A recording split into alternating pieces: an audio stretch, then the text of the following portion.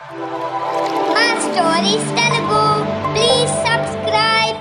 అంతా మన మంచికే. అనగనగా ఒక గ్రామంలో అంకయ్య అనే వ్యక్తి ఉండేవాడు. అతని భార్య రాజమ్మ. వారికి 18 సంవత్సరాల కొడుకున్నాడు. వాడి పేరు సీనయ్య. అంకయ్య తనకున్న అరెకరం పొలంలో కూరగాయలు సాగు చేసేవాడు. అయితే ఆ డబ్బులు సరిపోక అంకయ్య రాజమ్మలు ఇద్దరూ పొద్దున్నే ఇంత చద్దిమూట కట్టుకుని అలా ఊర్లలో పనులకు పోయి పొద్దుగూకే వేళకు ఇంటికి వచ్చేవారు. సీనయ్య రోజూ ఎద్దుల బండి మీద ఊర్లోని సరుకులను బాడుగకు పట్నానికి చేరవేస్తుంటాడు. ఇలా ముగ్గురూ కష్టపడిన ఆదాయంలో సగం మాత్రమే ఇంటి ఖర్చులకు వాడి మిగతా సగం పొదుపు చేస్తుండేవాడు అంకయ్య. అంకయ్యకు పక్క ఊరిలో 5 సెంట్ల ఖాళీ స్థలం ఉంది. అందులో మంచిగా సొంత ఇల్లు కట్టుకోవాలన్నది అంకయ్య కోరిక. ఒకరోజు అంకయ్యతో భార్య రాజమ్మ ఇలా అంది. యామయ్య, ఇంట్లోని ముగ్గురం రోజూ కష్టపడుతున్నాం. అందులోని సగం డబ్బుని పొదుపు చేస్తూ మిగిలిన సగం డబ్బుతో చాలని బ్రతుకు బతుకుతున్నాం. సంపాదించింది తృప్తిగా తిని మంచి బట్టలు కట్టుకుని హాయిగా ఉండొచ్చు కదా. ఇలా పిసినారితనంతో బ్రతకటం దేనికి? నాకేం అర్థం కావటం లేదు అనగానే భార్య వంక చూస్తూ అంకయ్య ఇలా అన్నాడు. ఓ సిప్పిచ్చిదానా, ఇందులో అర్థం కాకపోవడానికి ఏమీ లేదు. పక్క ఊరిలో మనకున్న జాగాలో ఇల్లు కట్టుకోవాలని నాకు ఎప్పటినుంచో కోరిక. ఇలా ఎన్నాళ్ళు బాడుగ ఇంట్లో ఉంటాము? మనకంటూ సొంతంగా ఇల్లు కట్టుకుని అందులో ఉంటే తిన్నా తినకపోయినా ఆ తృప్తి వేరు. అందుకే మన ముగ్గురి సంపాదనలో సగం పొదుపు చేస్తున్నాను. ఇంకొక నెల రోజులు అయితే ఇల్లు కట్టడానికి సరిపడా సొమ్ము జమవుతుంది. అప్పుడు ఇల్లు కట్టడం మొదలు పెట్టొచ్చు. అర్థమైందా అని చెప్పగానే రాజమ్మ ఇలా అంది. మరి ఆ మాట ముందుగానే మాతో చెప్పొచ్చుగా, ఇంకొంచెం ఎక్కువ కష్టపడేవాళ్ళం. ఇదిగో, నువ్విలా అంటావనే నీకు ముందుగా చెప్పనిది. పగలు రాత్రి కష్టపడి ఆరోగ్యాలు పాడు చేసుకునే పొదుపు చెయ్యక్కర్లేదు. అనారోగ్యం పాలైతే అప్పుడు సొమ్మంతా వైద్యానికే తగలెయ్యాలి. ఇప్పుడు మనం కూడబెట్టిన డబ్బు ఇల్లు కట్టుకోవడానికి బేసుగ్గా సరిపోతుంది. వచ్చే నెలలో మంచి రోజు చూసి ఇల్లు కట్టుడు ప్రారంభిద్దాం. ఇల్లు కట్టుడు పూర్తయినాక మిగిలిన చిన్న చిన్న పనులు మనం ఇంట్లో దిగినాకైనా చేసుకోవచ్చు. ఏమంటావ్? అప్పుడు రాజమ్మ ఇలా అంది. నువ్వు చేసేది మంచి పని అయినప్పుడు నేనేమంటానయ్యా? రాయి సున్నం తోలుకు రావటానికి మన బండి ఉండనే ఉంది. మిగతా వ్యవహారమంతా ఎలాగో నువ్వు చూసుకుంటావు. నువ్వు సొంతిల్లన్నమాట చెప్పిన దగ్గర్నుంచి నాక్కూడా ఎప్పుడెప్పుడు ఇల్లు కట్టుకుందామా, ఎప్పుడెప్పుడు సొంతింట్లోకి వెళ్ళిపోదామా అని ఆత్రంగా ఉందయ్యా అనగాని భార్యతో అంకయ్య ఇలా అన్నాడు. ఏది ఎప్పుడు జరగాలో అప్పుడే జరుగుద్ది. సమయం వచ్చే వరకు మనం ఎన్ననుకున్నా ఏదీ జరగదు. సొంతిల్లనేది నా చిరకాల కోరిక. అది తొందరలోనే నెరవేరబోతోంది. అంకయ్య అనుకున్నట్టుగా నెల రోజుల్లో ఇల్లు కట్టడానికి సరిపడా సొమ్ము జమయింది. ఒక మంచి రోజున ఇల్లు కట్టడం ప్రారంభించాడు అంకయ్య. ఈ విషయం తెలిసిన అంకయ్య స్నేహితులంతా సంతోషించి, పోనీలే, ఇన్నాళ్లకు అంకయ్య ఒక ఇంటివాడు కాబోతున్నాడు అనుకున్నారు. కొంతమంది అంకయ్యకు ఆర్థికంగా సహాయపడితే, కొంతమంది ఇంటి నిర్మాణంలో సహాయం అందించారు. ఒక 2 నెలల్లో ఇల్లు పూర్తయి అందంగా రూపుదిద్దుకుంది. అది చూసి భార్య రాజమ్మ అంకయ్యతో ఇలా అంది. యామయ్యో, నీ కళ, నీ కోరిక ఇన్నాళ్లకు తీరి కంటి ముందు రూపుదిద్దుకొని నిలబడింది. నాక్కూడా చాలా ఆనందంగా ఉందయ్యా అనగానే పక్కనే ఉన్న కొడుకు సీనయ్య ఇలా అన్నాడు. అవును నాయనా, ఇల్లు చాలా బాగా వచ్చింది. చూడముచ్చటగా ఉంది. ఎప్పుడు వచ్చి ఇంట్లో ఉంటామా అని ఆతృతగా ఉంది అని అనగానే అంకయ్య ఇలా అన్నాడు. ఇంత కష్టపడి ఇల్లు కట్టుకున్నది ఉండడానికే కదా. సీనయ్య, పంతుల్ని మంచి రోజు అడిగి గృహప్రవేశం చేద్దాం. అలాగే నాయనా, ఇంట్లోకి రాగానే ఇంటి చుట్టూ మంచి పండ్ల మొక్కలు, పూల మొక్కలు వేద్దాం, బావుంటుంది అని అందరూ అక్కడ్నుండి తాము బాడుగకి ఉంటున్న ఇంటికి వచ్చారు. అంకయ్య పంతులుగారి దగ్గరకు వెళ్లి గృహప్రవేశానికి ముహూర్తం పెట్టించాడు. ఒక వారం రోజుల్లో మంచి ముహూర్తం ఉందని పంతులు చెప్పాడు. అంకయ్య గృహప్రవేశానికి కావలసిన సరంజామా అంతా సిద్ధం చేసుకున్నాడు. మరుసటి రోజునే గృహప్రవేశం అనగా ఆ రోజు రాత్రి ఘోర ప్రమాదం జరిగిపోయింది. అకస్మాత్తుగా వచ్చిన గాలివానకి అంకయ్య కొత్తగా కట్టిన ఇంటి పక్కన ఉన్న పెద్ద చెట్టు మీద పిడుగుపడి ఆ చెట్టు ఇంటి మీద పడి ఇల్లు మొత్తం మంటల్లో దగ్ధమైంది. అంకయ్య తెల్లవారుజామున వెళ్లి చూసేసరికి తాను ఎంతో కష్టపడి కట్టుకున్న ఇల్లు కాలిపోయి నేలమట్టమైంది. అది చూసి రాజమ్మ, సీనయ్యతో సహా ఊరివారు కూడా చాలా బాధపడ్డారు. అప్పుడు అంకయ్య స్నేహితుడొకడొచ్చి ఇలా అన్నాడు. ఒరే అంకయ్య, ఇలా జరగడం చాలా బాధగా ఉందిరా. అనగానే అంకయ్య ఆ బాధ నుండి తేరుకొని ఇలా అన్నాడు.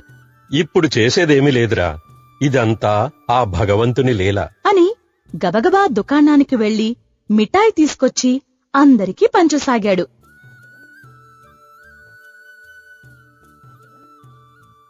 అది చూసి రాజమ్మ ఇలా అంది. ఏందయ్యా ఇదేంది? ఇల్లు కూలిపోయినందుకు పిచ్చిగాని పట్టిందా మిఠాయిలు పంచుతున్నావు అని అడగ్గానే రాజమ్మను చూసి అంకయ్య ఇలా అన్నాడు. ఓసి పిచ్చిదానా, ఒంటి మీద తెలివితేటలు ఉండే మిఠాయిలు పంచుతున్నాను. అనగానే రాజమ్మ కోపంగా ఇలా అంది. కష్టపడి కట్టుకున్న ఇల్లు కూలిపోయినందుకు బాధపడకుండా మిఠాయిలు పంచడానికి పిచ్చికాక ఏమంటారయ్యా? అంకయ్య, ఏది జరిగినా అంతా మన మంచికే రాజమ్మ అన్నాడు. అదేందయ్యా అలా అంటావు? మనం రెక్కలు ముక్కలు చేసుకుని కష్టపడి కట్టుకున్న ఇల్లు కూలిపోవటం మంచేంటయ్యా? నువ్వు ఇల్లు కూలిపోవడం గురించే ఆలోచిస్తున్నావు. గృహప్రవేశం చేసి ఇంట్లో దిగిన తర్వాత ఆ సంఘటన జరిగితే మన పరిస్థితి ఏంటో ఊహించావా? ఈ ఇంటితో పాటు మన ముగ్గురం చచ్చి మట్టిలో కలిసేవాళ్లం. ఆ దేవుడి దయవల్ల అలా జరగలేదు. సంతోషమే కదా. అందుకే ఆ సంతోషంతోనే మిఠాయిలు పంచుతున్నాను. అంతా మన మంచికే అన్నది అందుకే అని చెప్పగానే రాజమ్మ అంకయ్యను చూస్తూ ఉండిపోయింది. అంకయ్య చెప్పింది నిజమే కదా అనుకుంది. అలా కొంతకాలం గడిచింది. అంకయ్య కుటుంబం జరిగిపోయింది మర్చిపోయి వాళ్ల పనుల్లో మునిగిపోయారు. ఇదిలా ఉండగా ఆ దేశపు రాజుగారు మంత్రితో ఆంతరంగిక మందిరంలో సమావేశమై ఇలా అన్నారు. మహామంత్రి, వేగుల ద్వారా సమాచారం ఏమైనా తెలిసిందా? ప్రభూ, సమాచారం మనం ఊహించినదే. పక్క రాజ్యపు రాజు మన రాజ్యంపై యుద్ధానికి సిద్ధపడుతున్నాడు. ఆ విషయం నిజమేనని మన వేగులు ధృవీకరించారు. అప్పుడు మనం కూడా ఎదుర్కోవడానికి సిద్ధపడాలి కదా. నిజమే కాని మహారాజా, ప్రస్తుతం మన దగ్గర సైనిక బలం చాలా తక్కువగా ఉంది. అదే ఆలోచిస్తున్నాను. అనగానే రాజు ఇలా అన్నాడు. ఆలోచిస్తూ మేనమేషాలు లెక్కిస్తూ కూర్చుంటే అవ్వదు కదా. వెంటనే సైనిక బలాన్ని సమీకరించండి. మన రాజ్యంలోనే ప్రతి గ్రామంలోని యువకులందరినీ వెంటనే సైన్యంలో చేరమని చాటింపు వేయండి. చేరడానికి ఇష్టపడిన వారిని బలవంతంగానైనా సైన్యంలో చేర్పించండి. రాజాజ్ఞగా ప్రకటించండి. వారంలోగా ఈ ప్రక్రియ మొత్తం జరిగిపోవాలి. అనంతరం కొత్త వారికి శిక్షణ ఇప్పించండి అని చెప్పగానే మంత్రి ఇలా అన్నాడు. అలాగే మహారాజా, తక్షణమే కార్యక్రమాన్ని అమలు చేస్తాను అని చెప్పి రాజ్యంలోని ప్రతి గ్రామంలోనూ ఈ విషయాన్ని దండోరా వేయించారు. మహామంత్రి అంకయ్య ఉంటున్న గ్రామానికి ఈ విషయాన్ని దండోరా వేయించాడు మహామంత్రి. అంకయ్య ఉంటున్న గ్రామానికి మరో 2 రోజుల్లో యువకుల సమీకరణకు సైనికులు వస్తారన్నగా ఒక సంఘటన జరిగింది.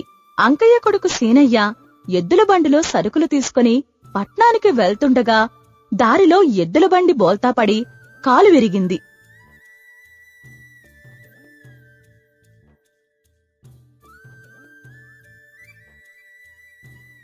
ఈ విషయం తెలిసి అంకయ్య హుటాహుటిన అక్కడికి వెళ్లి సీనయ్యకు కాలు కట్టుకట్టించి ఇంటికి తీసుకొచ్చాడు.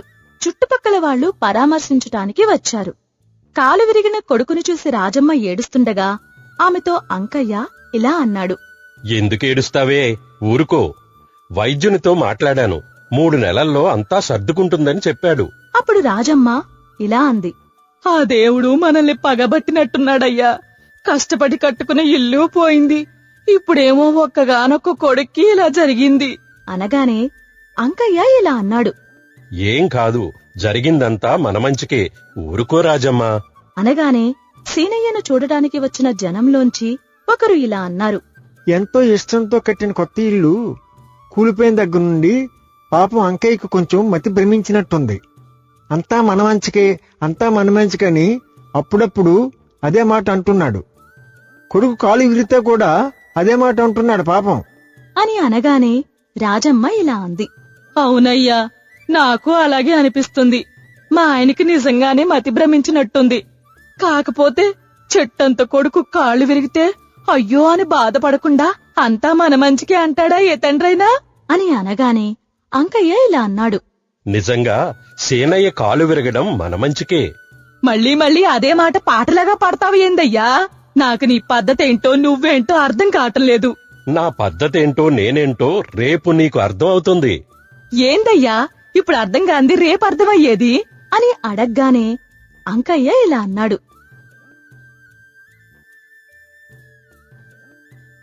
ఏంటో చెప్తా విను. మన రాజుగారు ప్రతి గ్రామంలోని యువకులందరినీ ఇష్టమున్నా లేకపోయినా సైన్యంలో చేరాలని ఆజ్ఞ వేస్తూ చాటింపు చేయించారు. మర్చిపోయావా? అయితే ఏంటి?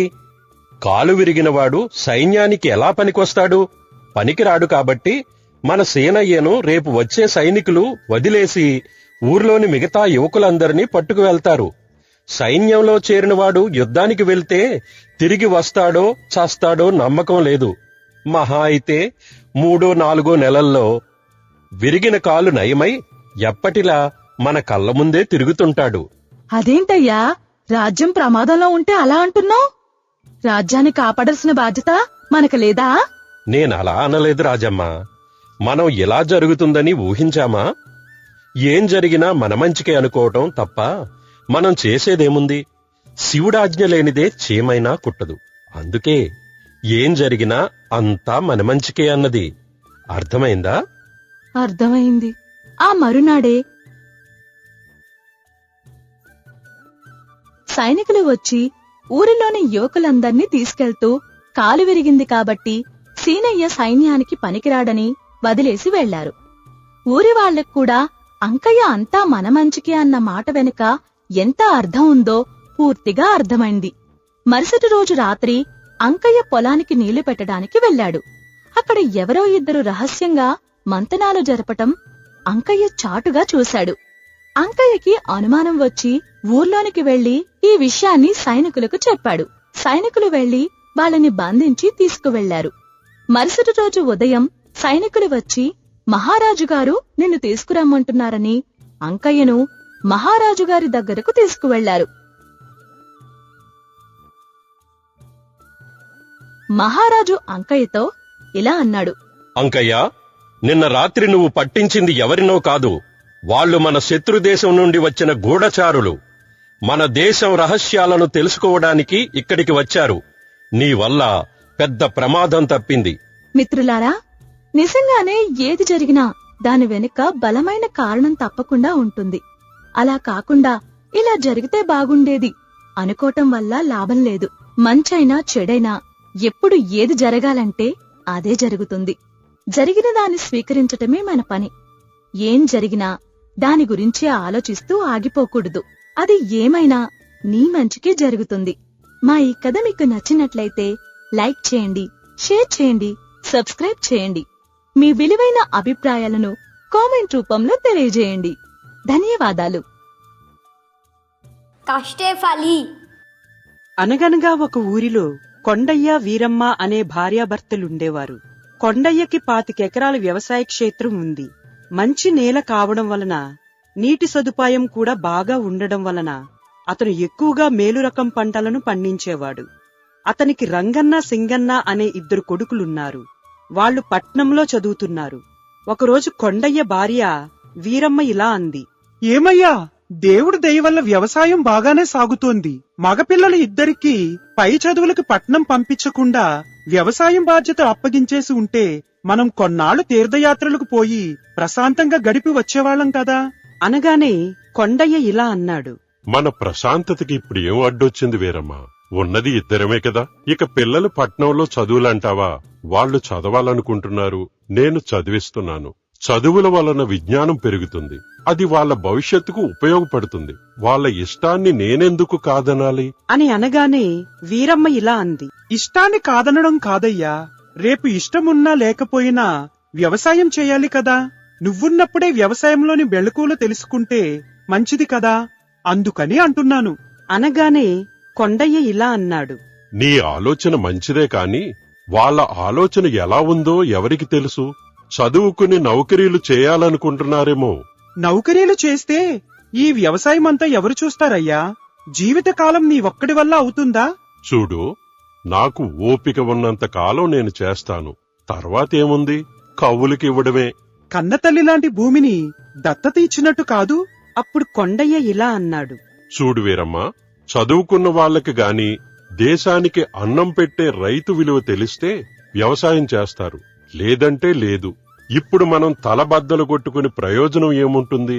ఇంకో నెలాళ్లలో ఇద్దరూ చదువులు పూర్తి చేసుకుని ఇంటికి వస్తారు కదా, వాళ్ళ అభిప్రాయం ఏంటో అప్పుడు తెలుస్తుంది అని అనగానే వీరమ్మ ఏమీ మాట్లాడకుండా వంటగదిలోకి వెళ్లిపోయింది. నెల రోజులు ఇట్టే గడిచిపోయాయి. కొండయ్య కొడుకులు రంగన్న సింగన్నలు ఇద్దరూ చదువు ముగించుకుని పట్నం నుంచి ఇంటికి వచ్చారు. వారు వచ్చిన రోజు వదిలేసి మరుసటి రోజు వారి భవిష్యత్తు ప్రణాళిక గురించి చర్చ మొదలుపెట్టారు. అది చూసి కొండయ్య ఇలా అన్నాడు. నాయన్లారా, మీ చదువులు పూర్తయిపోయినట్టేనా? మీ ఇద్దరూ తర్వాత ఏం చేయాలనుకుంటున్నారు? అని అనగానే పెద్దవాడైన రంగన్న ఇలా అన్నాడు. నాయనా, నేను చదువు పూర్తవగానే కుదరడానికి చదువుకున్నప్పుడే ఒక నౌకరీ చూసుకున్నాను. వేతనం బాగానే ఇస్తారు, 500. అనగానే రంగన్న వంక చూస్తూ తల్లి వీరమ్మ ఇలా అంది. అదేంట్రా రంగన్న, ఇంటికి పెద్ద కొడుకువి, మీ నాయన చేస్తున్న వ్యవసాయాన్ని అందిపుచ్చుకోవాలి గాని పట్నంలో ఎక్కడో ఎవరి కిందనో నౌకరీ చేస్తానంటావేంట్రా? మన చేతి కిందే సంవత్సరం పొడవునా 25 మంది కూలీలు పని చేస్తా ఉంటే నువ్వు ఇంకెవరి కిందనో కూలీ చేస్తానంటావేంట్రా? అనగానే వారిస్తున్నట్టుగా కొండయ్య ఇలా అన్నాడు. వీరమ్మ, ఎందుకలా మాట్లాడతావు? వాడి అభిప్రాయం వాడు చెప్పాడు. నీ చిన్న కొడుకు సింగన్న ఏం చెప్తాడో విందాం. కొడుకు సింగన్న వంక చూస్తూ కొండయ్య ఇలా అడిగాడు. సింగన్న, నీ అభిప్రాయం ఏంటి? నువ్వేం చేయాలనుకుంటున్నావు? అని అడగ్గానే సింగన్న ఇలా అన్నాడు. నేను కొన్నాళ్లు వ్యవసాయమే చేయాలనుకుంటున్నాను నాయనా. ఇక్కడే ఉండి మంచిగా వ్యవసాయం ప్రారంభిస్తాను. అనగానే సింగన్న వంక చూస్తూ వీరమ్మ ఆనందంగా ఇలా అంది. చిన్నోడువైనా మంచి మాట చెప్పావురా సింగన్న, నాకు చాలా సంతోషంగా ఉంది. అలా వారం రోజుల తరువాత పెద్దోడు రంగన్న నౌకరీ నిమిత్తం తిరిగి పట్నానికి వెళ్లిపోయాడు. మరుసటి రోజు కొన్ని బట్టలు వగైరా సంచిలో సర్దుకొని కొండయ్య సింగన్నతో ఇలా అన్నాడు. నువ్వు ప్రారంభించబోయే వ్యవసాయం పెట్టుబడుల కోసం ఈ ధనం ఉంచు. నేను మీ అమ్మ తీర్థయాత్రలకి వెళ్తున్నాము.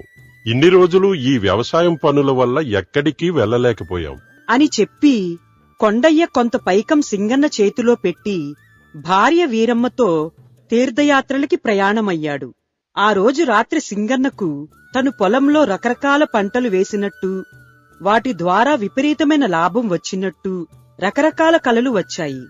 తెల్లవారి లేచాక బజారులో వాకపు చేసి మంచి పంటను ఇచ్చే మేలుజాతి జామ మొక్కలను, ఎగుమతులకు ఉపయోగపడే మేలుజాతి మామిడి మొక్కలను తెప్పించి తన తండ్రి అప్పగించిన 25 ఎకరాల పొలంలో 10 ఎకరాలు వరి సాగుకు ఉంచి మిగతా 15 ఎకరాలలో సగం సగంగా జామ మామిడి మొక్కలను కూలీలను పెట్టి మంచిగా నాటించాడు.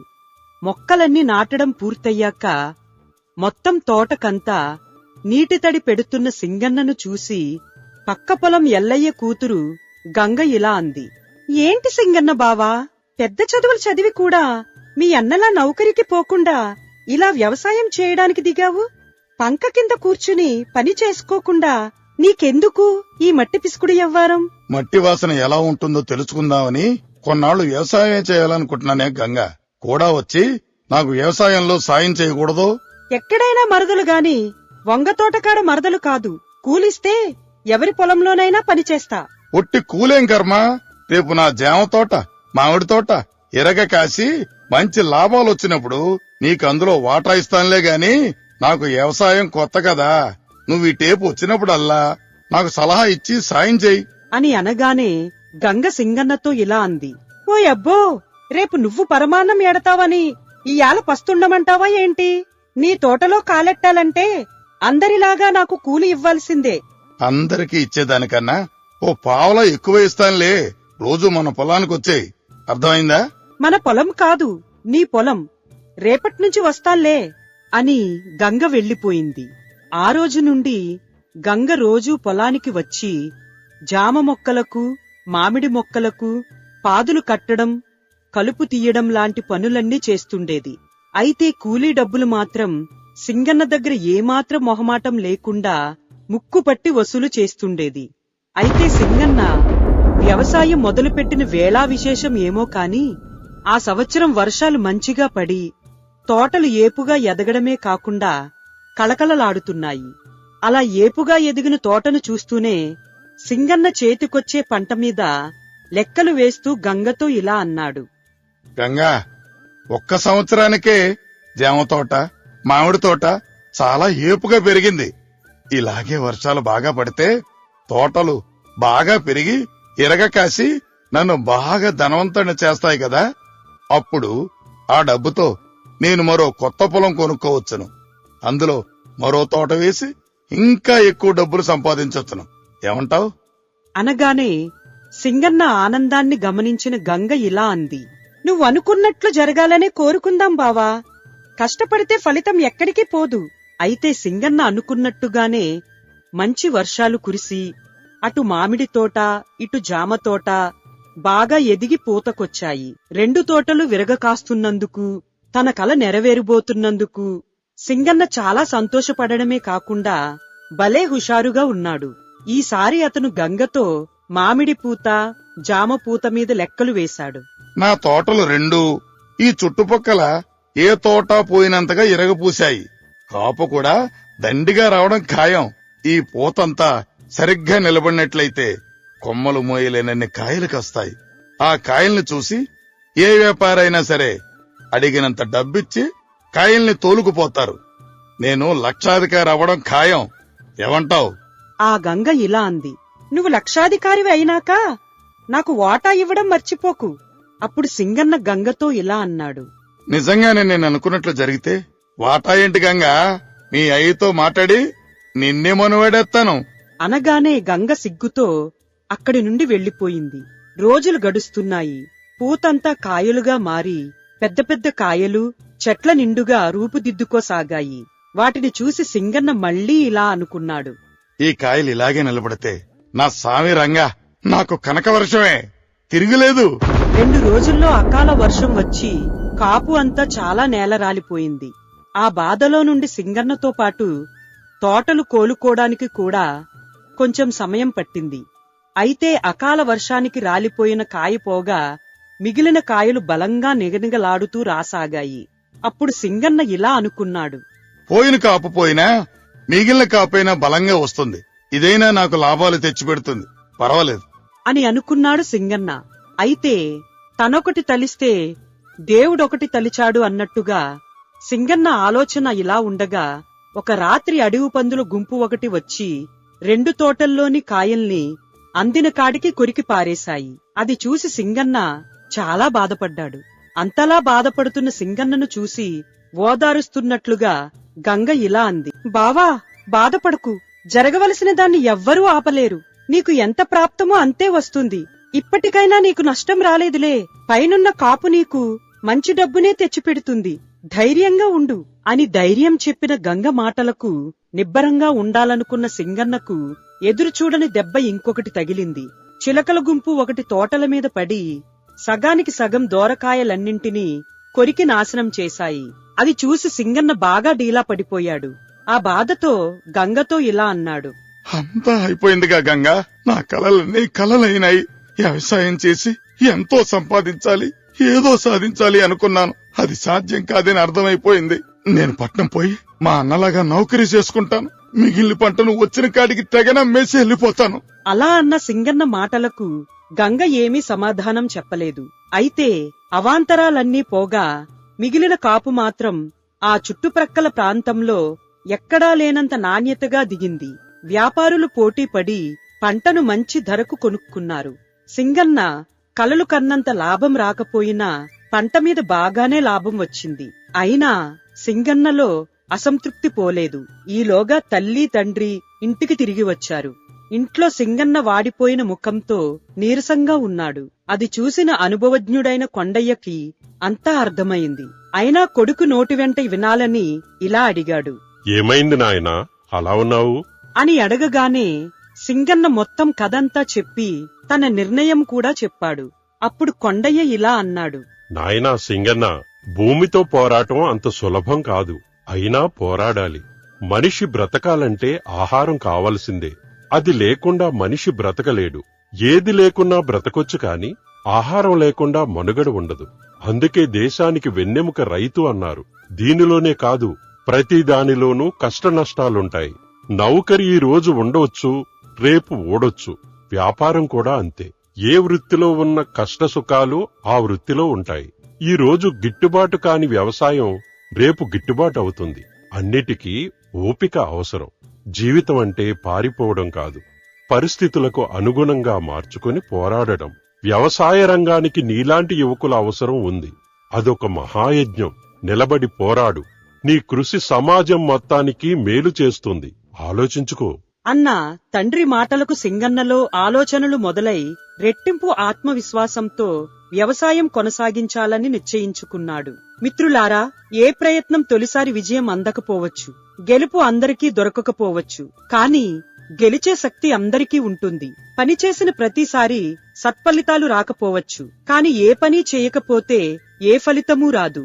పట్టుసడలని ఆత్మవిశ్వాసంతో చేసే ఏ పనైనా ఏదో నాడు విజయం ఇస్తుంది. మా ఈ కథ మీకు నచ్చినట్లయితే లైక్ చేయండి, షేర్ చేయండి, సబ్స్క్రైబ్ చేయండి. మా ఛానల్ ని తప్పకుండా సబ్స్క్రైబ్ చేయండి. మీ విలువైన అభిప్రాయాలను కామెంట్ రూపంలో తెలియజేయండి. ధన్యవాదాలు. గుణపాఠం. అనగనగా ఒక గ్రామంలో యాదయ్య అనే వ్యక్తి ఉండేవాడు. అతనికి 5 ఎకరాల వ్యవసాయ క్షేత్రంతో పాటు ఊర్లో ఇత్తడి రాగి సామాన్లకు మాట్లేసి మెరుగుపెట్టే వ్యాపారం కూడా ఉంది. వ్యవసాయం మీద వ్యాపారం మీద బాగానే లాభాలు వస్తున్నా యాదయ్యకి పిసినారితనం చాలా ఎక్కువ. ఎంగిలి చేత్తో కాకిని కూడా కొట్టడు. అతని వ్యవసాయ క్షేత్రంలో ఎప్పుడూ కనీసం 10 మంది పనిచేస్తుంటారు.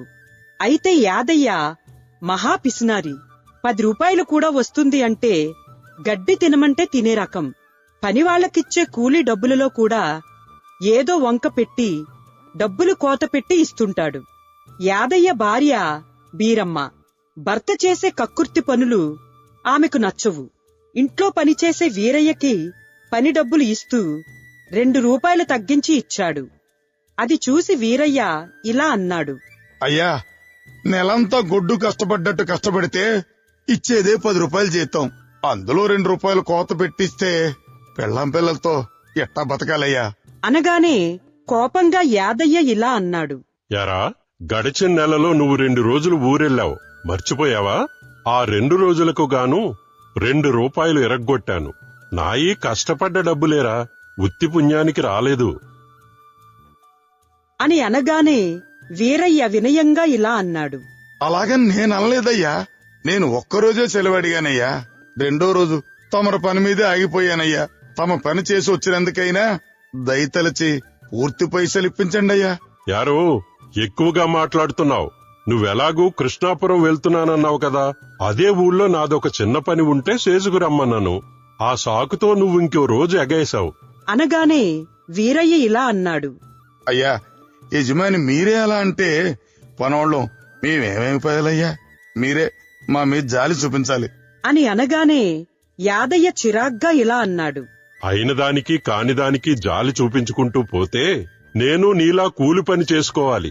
విసికించక వెళ్లి పని చూసుకో అని యాదయ్య విసవిసా వీధిలోకి వెళ్లిపోయాడు. వీరయ్య నీరసంగా అక్కడి నుండి కదలబోతుండగా అది చూసిన బీరమ్మ ఇలా అంది. వీరయ్య, ఆగు. అనగానే ఆగిన వీరయ్య ఇలా అన్నాడు. అమ్మగారు చెప్పండమ్మా. బీరమ్మ వీరయ్య దగ్గరికి వచ్చి 5 రూపాయలు ఇస్తూ ఇలా అంది. ఈ 5 రూపాయలు ఉంచుకో, అయ్యగారికి చెప్పుకు. దాంతో కృతజ్ఞతగా వీరయ్య ఇలా అన్నాడు. అమ్మగారు, అయ్యగారికి తెలిస్తే గొడవైపోతుందమ్మా. పర్వాలేదు వీరయ్య, పిల్లలతో ఉన్నావు. పనివాళ్లందరిలోనూ శ్రద్ధగా కష్టపడి పనిచేసేది నువ్వే. మీ అయ్యగారు డబ్బు విషయంలో పిసినారి. ఆయన మారడు. నువ్వేం బాధపడకు, వెళ్ళు. అనగానే వీరయ్య దండం పెడుతూ ఇలా అన్నాడు. మీరు నిండు నూరేళ్లు చల్లగా ఉండాలి తల్లి అని ఇంటివైపు వెళ్లిపోయాడు. వీరయ్యకి ఒక కొడుకున్నాడు. వాడి పేరు శివయ్య. వాడు తల్లికి ఇంటి పన్నుల్లో సాయం చేస్తూ చుట్టుపక్కల తోటల్లో పొయ్యి కిందకి కట్టెపుల్లలు ఏరి తెస్తుంటాడు. ఆ రోజు శివయ్య ఇంటికి వచ్చేసరికి వీరయ్య కూడా ఇంటికి వచ్చాడు. వీరయ్యని చూస్తూ భార్య నీలమ్మ ఇలా అంది, ఏమయ్యా, పిల్లగాని చూడు, పొద్దుననంగా పోయి ఎండనక వాననక తిరిగి తిరిగి పొయ్యి కిందకి పుల్లలేరుకొస్తాడు. వాడికి మంచి నౌకరి ఏదైనా చూడొచ్చు కదా, నీడపట్టును పని చేసుకునేది అనగానే వీరయ్య ఇలా అన్నాడు, అలాగే నీలమ్మా, తప్పకుండా ఏదో దుకాణం చూసి కొలువులో పెడతానులే గాని ఇందా ఈ పైసలుంచు అని తన జీతం పైసలు భార్య నీలమ్మకు ఇచ్చాడు. ఆ పైసలు తీసుకుంటూ నీలమ్మ ఇలా అంది, ఎక్కడో ఎందుకయ్యా, మీ అయ్యగారి దగ్గర ఏదో పనికి కుదర్చొచ్చు కదా, వాడు నీ కళ్ల ముందే ఉంటాడు అని అనగానే వీరయ్య ఇలా అన్నాడు, అమ్మో, ఆయన దగ్గర పనిలో కుదిర్చే కంటే పల్లకాట్లో కాటికాపరకు తోడుగా పంపడం నయం అనగానే వీరయ్య వంక చూస్తూ నీలమ్మ ఇలా అంది, ఏందయ్యా అంతమాట అనేసావు? అదంతేనే, ఆయన శవాల మీద చిల్లర డబ్బులు ఏరుకునే రకం. శివయ్యని గాని అక్కడ చేర్పించినా గొడ్డి శాఖరి అంతా సహించుకుని చిన్న పిల్లాడు కదా అని సగం జీతం ఎత్తాడు అని పొద్దున్న జరిగినదంతా భార్య నీలమ్మకి చెప్పాడు. అప్పుడు చేతిలోనే డబ్బుల వంక చూసుకుని నీలమ్మ ఇలా అంది, అంటే మొగుడు చేస్తున్న పిసినారితనం బీరమ్మ గారికి కూడా నచ్చదన్నమాట. ఆయన గారు 2 రూపాయలు తగ్గిస్తే అమ్మగారు దాని మీద ఇంకో 3 రూపాయలు ఎక్కువేసి ఇచ్చిందన్నమాట. దయగల తల్లి అని అనగానే వీరయ్య ఇలా అన్నాడు, అవునే నీలమ్మ, మనోళ్ళందర్నీ ఆ అమ్మ సొంత బిడ్డల్లో చూసుకుంటుంది. అయ్యగారికి తెలియకుండా పనోళ్ళకి ఏదో ఒకటి ఇస్తానే ఉంటది. ముఖం చూసి కష్టంలో ఉన్నాడని తెలుసుకుని అయ్యగారికి తెలియకుండా సాయం చేస్తూ ఉంటది మా తల్లి అని చెప్పగానే నీలమ్మ ఇలా అంది, ఆ యమ్మ మంచితనమే మీ పిసినారయ్య గారిని కాపాడుతుంది.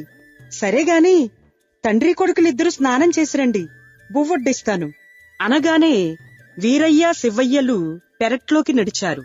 అయితే యాదయ్య బయటవారి దగ్గర కూడా పిసినారితనం, మోసం చేసి దురాశతో సంపాదించిన సొమ్మంతా బంగారు నాణాలుగా మార్చి ఒక ఎర్రటి సంచిలో దాచి రోజూ వాటిని పొద్దున్నే దుకాణానికి పోగానే ఒకసారి, రాత్రి దుకాణం కట్టేసి ఇంటికి వచ్చే ముందు ఒకసారి కళ్ళారా చూసుకుని ఒకరోజు దాచిన చోట ఇంకో రోజు దాచకుండా రోజుకో స్థానాన్ని మార్చి దాస్తుంటాడు.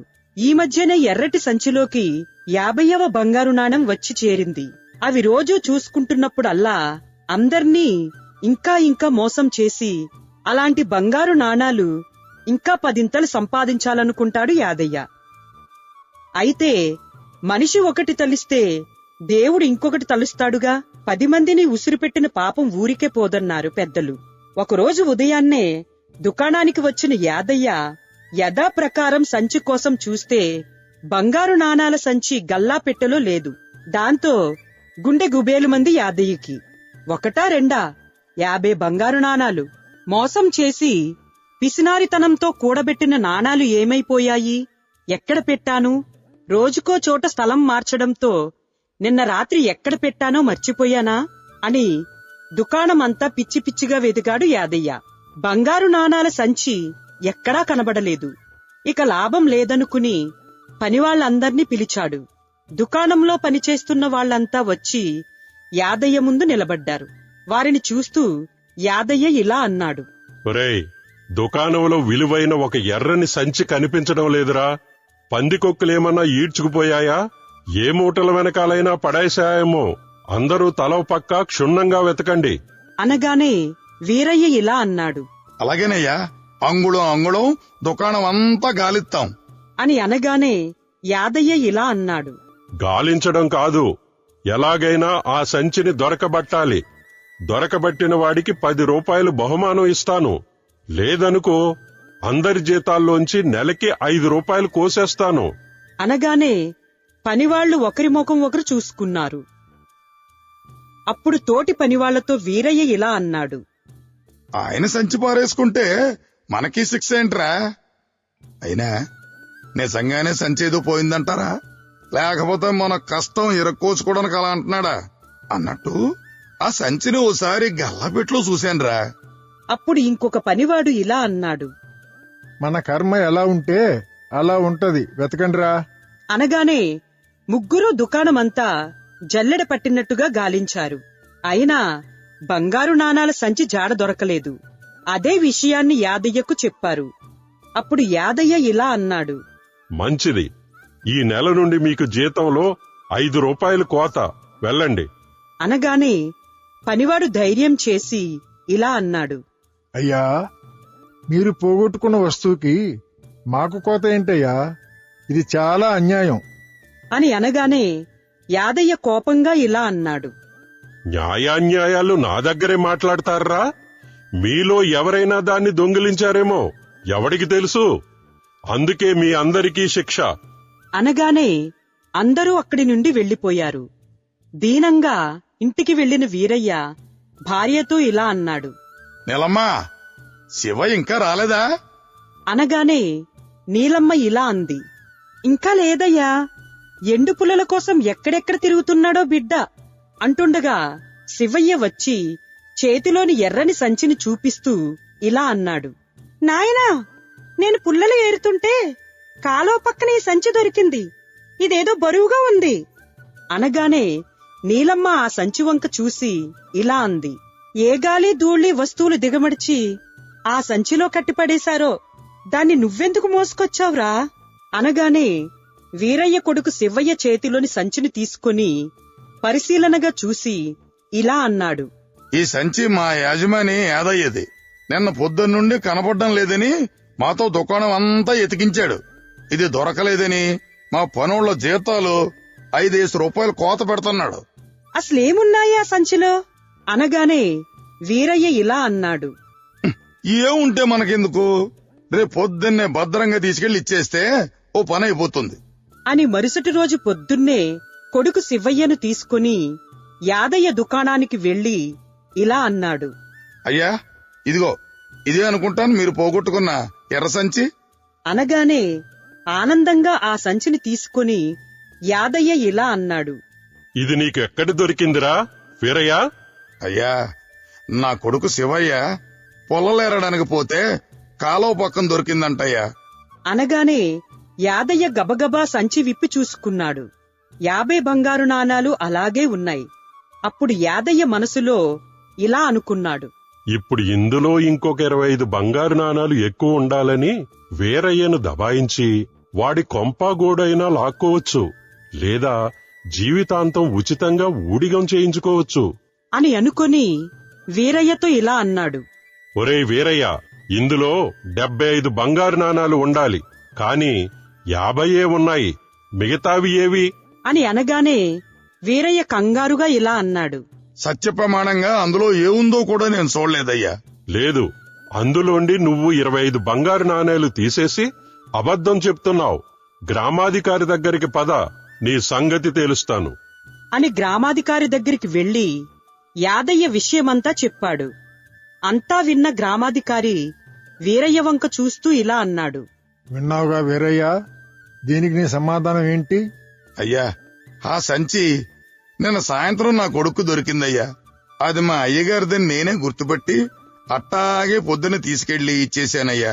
అందులో ఏముందో కూడా చూడలేదయ్యా. లేదు గ్రామాధికారి గారు, ఈ వీరయ్య 25 బంగారు నాణాలు తీసేసి అబద్ధం చెప్తున్నాడు. ఇందులో 75 బంగారు నాణాలు ఉండాలి. అనగానే గ్రామాధికారి ఇలా అన్నాడు. అంటే ఈ 50 నాణాలున్న సంచి నీది కాదంటో యాదయ్య, అంతేనా? ఖచ్చితంగా అంతేనయ్యా. పోయిన నా సంచిలో 75 బంగారు నాణాలున్నాయి. ఈ సంచి నాది కాదు. నా 75 బంగారు నాణాల సంచి నాకు ఇప్పించండి. అనగానే వీరయ్య గ్రామాధికారితో ఇలా అన్నాడు. అయ్యా, పేదవాణ్ణి 25 బంగారు నాణాలు ఇప్పటికిప్పుడు నేనెక్కడి నుండి తేగలనయ్యా. మీరే నాకు న్యాయం చెయ్యాలి. అనగానే గ్రామాధికారి ఇలా అన్నాడు. వీరయ్య, కంగారు పడకు. యాదయ్య, నువ్వు రేపు రండి, తీర్పు చెప్తాను అని అనగానే ఇద్దరు ఇళ్లకు వెళ్లిపోయారు. ఆ రోజు గ్రామాధికారి యాదయ్య గురించి గ్రామంలో వాకబు చేశాడు. అప్పుడు యాదయ్య చేసే మోసాలన్నీ బయటపడ్డాయి. వీరయ్య నిర్దోషని నిర్ధారణకు వచ్చి ఎలాగైనా యాదయ్యకు బుద్ధి చెప్పాలని నిర్ణయించుకున్నాడు. మరునాడు ఉదయం వీరయ్య యాదయ్యలు గ్రామాధికారి దగ్గరికి వచ్చారు. అతను యాదయ్యను చూసి ఇలా అన్నాడు.